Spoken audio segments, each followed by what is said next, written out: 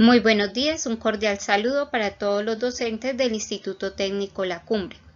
En la jornada de hoy quisiera compartirles unos elementos de apoyo como material docente para el proceso de inclusión que tenemos con nuestros estudiantes en los diferentes niveles de nuestra institución educativa.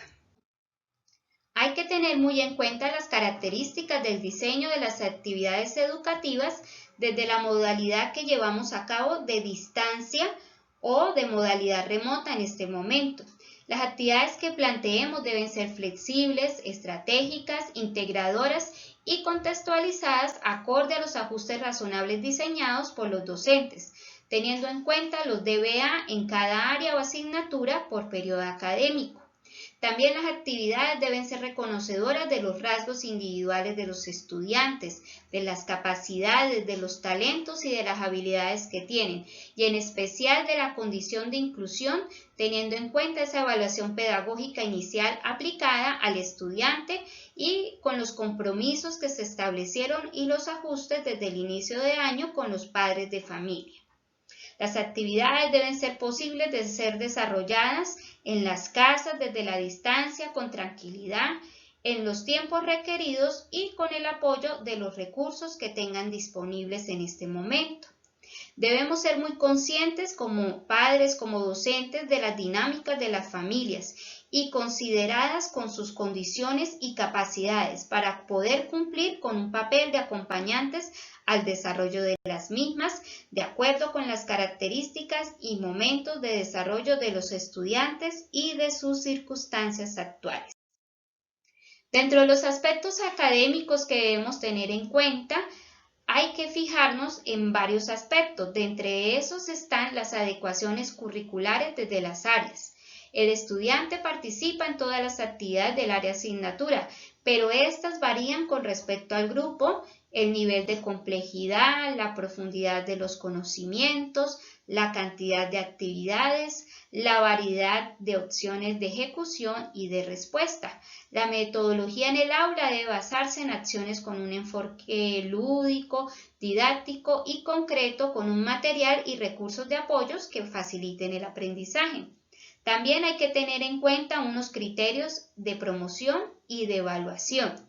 Para ello hay que tener en cuenta el logro de unos aprendizajes básicos como el dominio del lenguaje oral y escrito y otras formas de expresión para la comunicación, manejo de las matemáticas básicas para superar problemas cotidianos, manejo corporal para la ubicación en el espacio, el arte y la creatividad como elementos de expresión, uso de técnicas básicas de información y de la comunicación, fortalecer las relaciones interpersonales, interculturales y sociales, y también fomentar el desarrollo de la autonomía y el emprendimiento.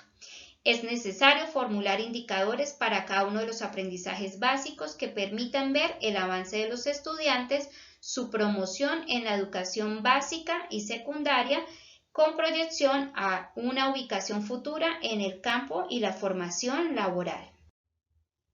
Para evaluar los niños o los estudiantes con necesidades educativas especiales, hay que tener en cuenta que se prefiere realizar una escala de tipo descriptivo en lugar de una escala de tipo cuantitativo. Esta se puede optar para la parte final, para el boletín final. Podemos usar descriptores entonces de tipo cualitativo. Acá en la diapositiva pues damos algunos ejemplos. Por ejemplo, utilizo la lectura para interpretar temas de ciencias sociales, la literatura y cuentos, entre otros.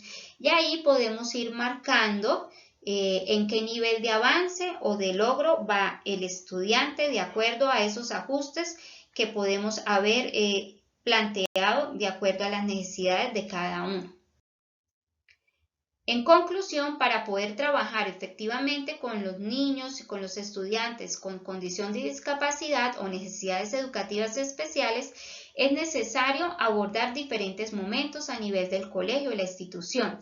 hacer una identificación de los casos, elaborar una caracterización del estudiante, realizar jornadas de capacitación o jornadas pedagógicas donde se puedan profundizar sobre estudios, conceptos y aspectos conceptuales que orienten sobre las características de la población que tenemos integrada en el colegio. Solicitar los diagnósticos de los especialistas y las posibilidades de aprendizaje de los estudiantes. Estos diagnósticos generalmente nos los ofrecen los psicólogos, los psiquiatras y los terapeutas que están trabajando con los niños. También es importante actualizar estos diagnósticos y estos procesos. Realizar las adecuaciones curriculares en cada área que determine lo que se debe hacer en el caso de cada estudiante y que lo requiera. Para los cambios de grado o de ciclo, entre grado y entre primaria y bachillerato, es importante realizar un proceso de evaluación a nivel institucional con el equipo de docentes y también realizar un empalme con los docentes que están terminando el año escolar y con los docentes que van a recibir al estudiante el próximo año. Desarrollar acuerdos con los padres de familia para el desarrollo de programas u orientaciones en casa sobre los aspectos claves del aprendizaje. Es importante entonces tener en cuenta algunas recomendaciones y apoyos para la realización de los ajustes con los niños, niñas y jóvenes con discapacidad o con necesidades educativas especiales. A nivel general, en todas las condiciones hay que tener en cuenta brindar un trato igualitario a todos los estudiantes, tener en cuenta que presten atención a las indicaciones que estamos dando, que nos observen, tener en cuenta que trabajen tanto de forma individual como también fomentar el trabajo grupal y la interacción con su grupo de pares. También es importante a nivel general que se les explique las reglas de comportamiento y las reglas básicas del aula de clase con las diferentes asignaturas. También es importante fomentar la autonomía, el trabajo responsable y con compromiso acorde a las capacidades que cada uno tiene y con su ritmo y su método de aprendizaje muy en particular. Algunas consideraciones especiales para la discapacidad auditiva. Asegurarnos que nos vea directamente el estudiante al rostro, a la cara, ¿cierto? Para que ellos puedan de pronto fijarse en la lectura facial y de los labios.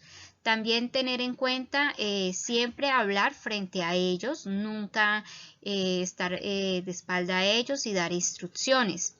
Es importante repetir cuantas veces sean necesarias las instrucciones de tal manera que nos aseguremos que el estudiante ha comprendido muy bien las instrucciones y lo que se espera que logre realizar.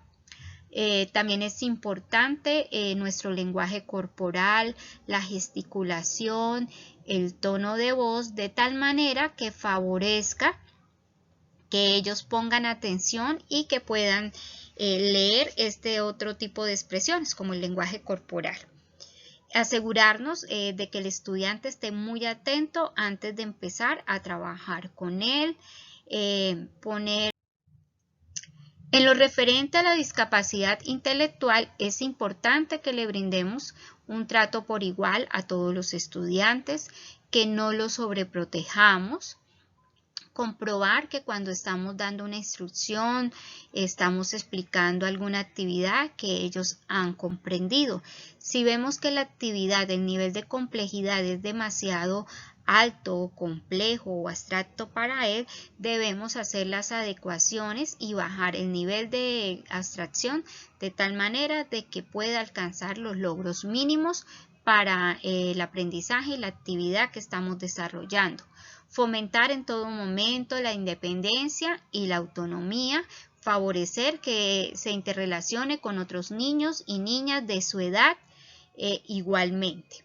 Es importante involucrarlo en todas las actividades y en todos los procesos del aula de clase sin excluirlos. Pero repito, teniendo en cuenta sus capacidades, podemos hacer adaptaciones. Enseñarle a los niños cómo hacer las actividades paso a paso, utilizando diferentes estrategias, diferentes medios y diferentes materiales para el trabajo. Hay que tener en cuenta que todos percibimos y captamos de diferente manera. Tenemos mayor predominancia de pronto a un aprendizaje visual, a uno kinestésico o a otro auditivo. Entonces hay que mirar cuál es el estilo de aprendizaje particular o la predominancia que tiene el estudiante. Esto puede favorecer los trabajos que realicemos con ellos y la metodología. Utilizar un vocabulario sencillo, práctico y sencillo. Ir enseñando el paso a paso de las actividades de tal manera que logre las metas u objetivos y de no ser así, seguirlo o continuar animándola para que aprenda y para que logre el objetivo. También en lo referente al trastorno del espectro autista, hay que tener en cuenta que esta condición o este diagnóstico especial tiene diferentes categorías. Podemos encontrar estudiantes con rasgos autistas, estudiantes con un nivel de autismo leve, moderado o más profundo. Entonces es importante previamente conocer el estudiante, hablar con sus padres, mirar si tienen boletines o recomendaciones de colegios anteriores que nos puedan dar luz sobre ese proceso pedagógico. Igual buscar soportes y ayudas diagnósticas en las cuales podamos encontrar también recomendaciones. Con estos estudiantes a nivel general es muy importante tener en cuenta situarlos en un espacio dentro del salón de clase donde no haya tanto contacto con ruido o con sonidos estruendosos, pues son sensibles al sonido. También es importante que muchos de ellos prefieren el aislamiento, estar solos o no trabajar en grupos grandes. Entonces hay que visualizar esta posibilidad e ir respetando su autonomía y que se vaya integrando poco a poco a los grupos de trabajo. Sobre todo al inicio de clases si llegan compañeros nuevos y no lo conocen. También es importante que nos mire a la cara, que esté atento y que nos demos cuenta que realmente nos está colocando atención para las actividades. Tener en cuenta si ya tiene rutinas de trabajo, ya que algunos de ellos son rutinarios y tienen que hacer las cosas con una rutina específica y a veces si salimos de esa rutina se pueden alterar. Los niños de espectro autista generalmente son muy sensibles y son niños que tienen dificultad para controlar sus emociones. Por lo tanto, es importante conocer este aspecto emocional cuando estemos interactuando con ellos. Motivemos a los compañeros también para que trabajen con ellos, que los involucren en las diferentes actividades del salón de clase. Los padres de familia son los que pueden darnos mayores referentes, pues son las personas que más han convivido con ellos, que más los conocen y que más saben cuáles son sus hábitos, sus tendencias y sus pautas de comportamiento generalmente.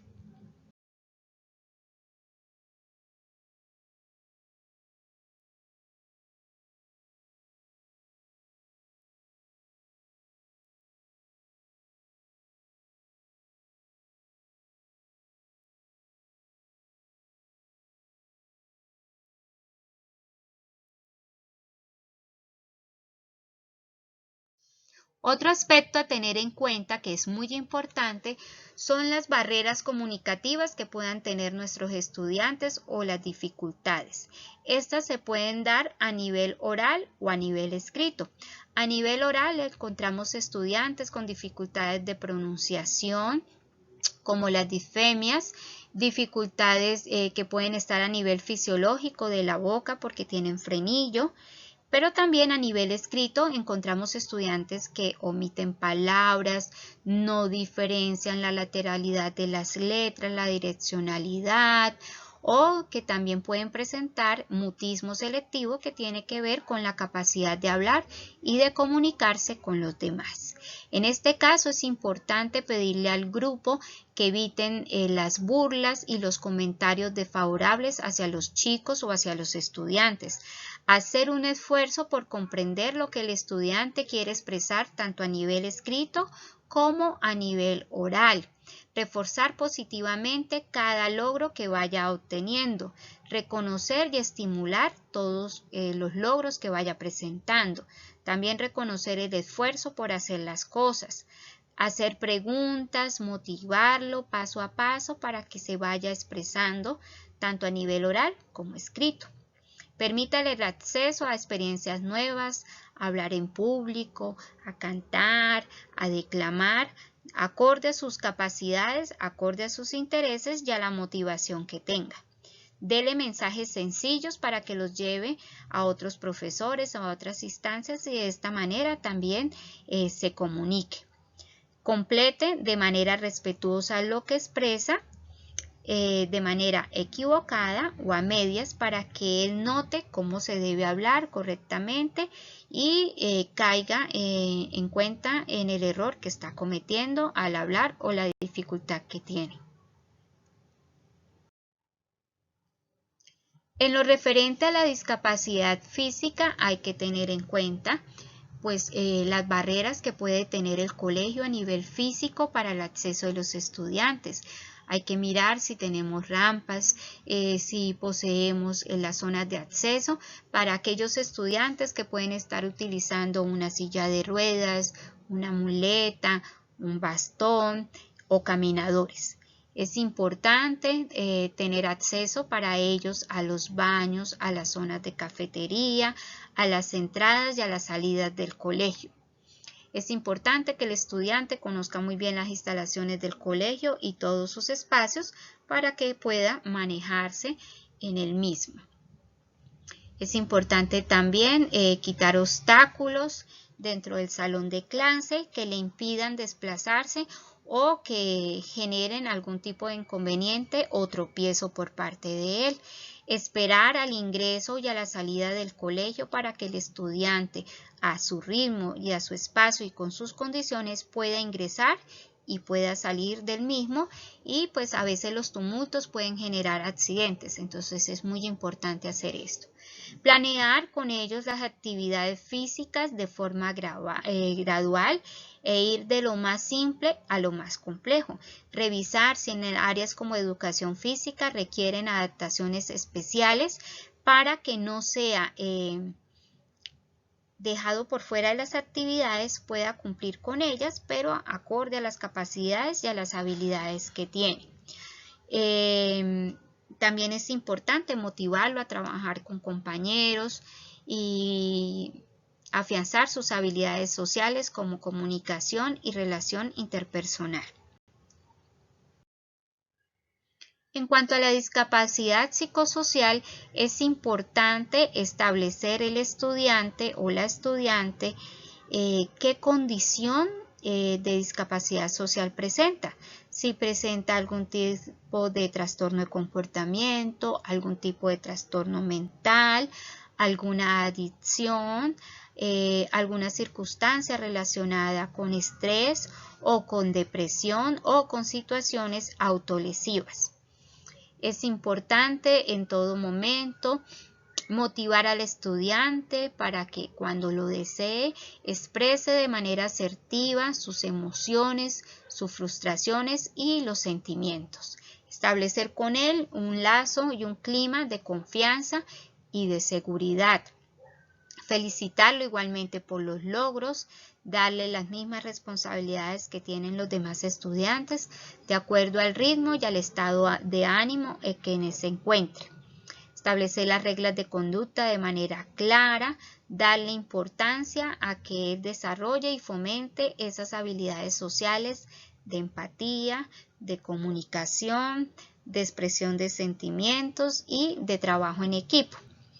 Es importante que le dediquemos un tiempo especial para él o para ella, donde él pueda sentir que lo estamos escuchando, que lo estamos apoyando y que le damos espacio para expresarse libremente.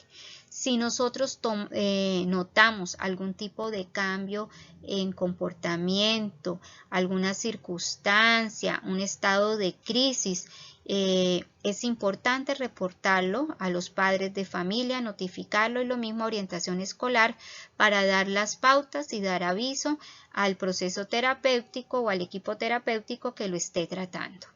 Ahí también es importante ubicar estos estudiantes en un lugar visible y estar pendientes de su asistencia y de cómo va mejorando en el día a día en las actividades.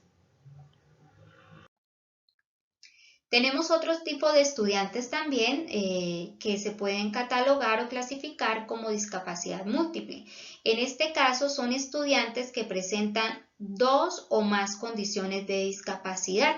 Entonces pueden presentar una discapacidad de tipo visual y, por ejemplo, otra discapacidad de tipo cognitivo o emocional. Aquí hay que tener en cuenta entonces las recomendaciones para cada tipo de discapacidad y las condiciones muy particulares de cada estudiante. Otro aspecto, otra discapacidad que podemos tener es la discapacidad visual. En este aspecto podemos tener básicamente una baja capacidad visual en la cual los estudiantes requieren de lupas, de lentes especiales que permiten ampliar el campo visual. Y lo otro contemplado es la ceguera total. En este caso, pues es necesario tener en cuenta si el estudiante viene con procesos, con lectura ya de braille, por ejemplo el sistema braille, si ha tenido acceso en medios de informática en el computador, el celular, con dispositivos JAWS, los cuales facilitan la audición y el interpretar ciertos contenidos informáticos. También es importante mirar si el estudiante requiere ayudas como bastones para su desplazamiento. Hay que tener en cuenta que el salón tiene que estar limpio, despejado y organizado de objetos que entorpezcan el desplazamiento del estudiante por el mismo. También es importante que si tiene baja visión, fomentar el uso de los contrastes de colores o contrastes cromáticos. Se aplica, por ejemplo, el blanco sobre el negro sobre el amarillo o el azul rey sobre el verde para que haya mayor agudeza visual. Favorecer, en este caso, siempre el diálogo, la interacción verbal o la comunicación, ya que el fuerte de ellos pues, es la parte de percepción auditiva. Entonces debemos estar muy atentos a que los estudiantes estén atentos, concentrados y estén escuchando nuestras instrucciones. Y también mediante las instrucciones utilizar descriptores como forma, tamaño, color, distancia, textura, para que los estudiantes puedan hacer las representaciones mentales y de esta manera favorezcamos el conocimiento y el aprendizaje. Finalmente les quiero compartir estos elementos que son diferentes documentos que podemos encontrar en internet. Son recursos a nivel general para estudiantes con necesidades educativas e inclusión. El primero se llama Orientaciones técnicas, administrativas y pedagógicas para la atención educativa con estudiantes de discapacidad. Es un documento de 350 hojas aproximadamente del Ministerio de Educación. Después vamos a encontrar las orientaciones pedagógicas para estudiantes con autismo. Vamos a encontrar otro modelo de atención y cuidado y de actividades muy puntuales para estudiantes en edad preescolar, niños entre 4 y 6 años que tengan condición de inclusión.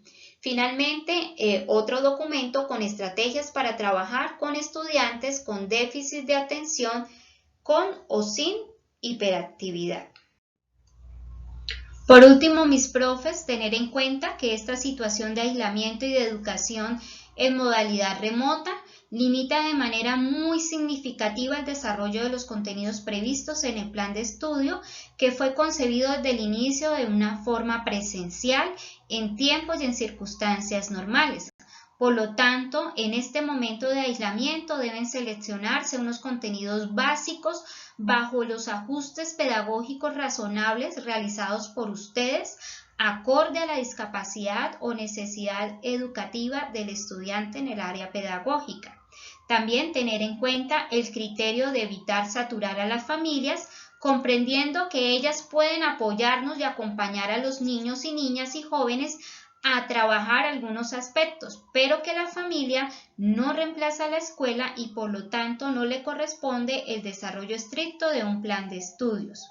Los invito a seguir trabajando con el mismo compromiso, con el mismo ánimo, con el mismo entusiasmo en esta ardua pero hermosa tarea de aportar y de construir una sociedad mejor. Un abrazo desde la distancia. Se despide la docente orientadora Clara Villarreal para el Instituto Técnico La Cumbre.